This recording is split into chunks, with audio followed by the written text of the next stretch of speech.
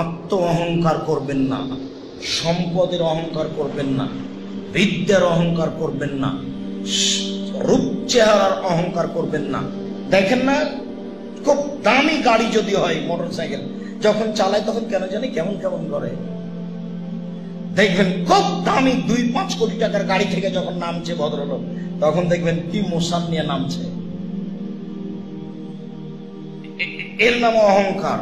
খুব সাবধান। জি কেমন আছেন? জি আলহামদুলিল্লাহ। আব্দুল রাজ্জাক সাহেব, আমার বড় ছেলে এখন লন্ডনে আছে। আরে এটা কেন এখানে?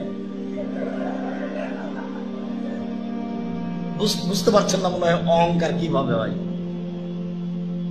আশ্চর্য, একটা থেকে আর একটা বলে চলে যাচ্ছে, তার মানে ভিতরে তার অহংকার বিরাজ করছে। দেখবেন কথা প্রসঙ্গেই, জি আপনি চিনছেন না ওই যে ইয়েতে গুলিস্তানে বড় দোকানটা আমার।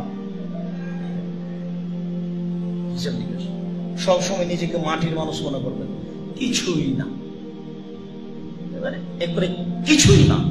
আর আপনি যত বড় বিত্তশালী হন, উসমান রাদিয়াল্লাহু তাআলার সামনে একজন ভিক্ষু। আল্লাহ রাসূল বলেন, এই শোনো, তাবুকের যুদ্ধে যেতে হবে, কে কত দিতে পারে? উমর রাদিয়াল্লাহু তাআলা বলছেন, অর্থ সম্পদ অর্ধেক দিলাম। আবু বকর সিদ্দিক রাদিয়াল্লাহু তাআলা বলছেন, আপনাকে আর আল্লাহকে বাড়িতে রেখে যা আছে সবই দিলাম, ভ্যান ভাড়াও হবে না। কিন্তু কথার দাম আছে, এইটা ডিঙ্গি আর কিয়ামত পর্যন্ত কই যেতে পারবে না। উসমান রাদিয়াল্লাহু তাআলা আনহু বলেন, আল্লাহর নবী, যত মানুষ যুদ্ধে যাবে তার অর্ধেকের যাতায়াত খরচ, খাওয়া খরচ আমি দিব। সেদিন মানুষ সংখ্যা ছিল 30,000। 15,000 মানুষকে তিনি যানবাহন উট দিবেন, 15,000 মানুষের 3 মাস খাওয়া খরচ দিবেন। তার নাম ধনী। দেশের সরকারকে বললে রাজি হবে না,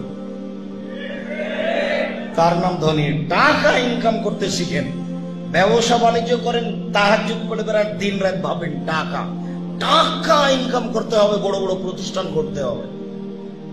টাকাটা ওইখানে খরচ করেছেন কেন? ওই যে যেখানে টাকা লাগে অনেক কিছু করতে, খবরদার ওখানে টাকা খরচ করবেন না, যেহেতু টাকা বিচারের মাঠে বুঝাতে হবে। টাকা ইনকাম করেন। আর উসমান রাদিয়াল্লাহু তাআলার মতো 2 হাত দিয়ে বিলিয়ে দেশের কওমি, খারিজি, বেসরকারি সঠিক আকীদার প্রতিষ্ঠানগুলোকে একদিনে দাঁড় করিয়ে দেন।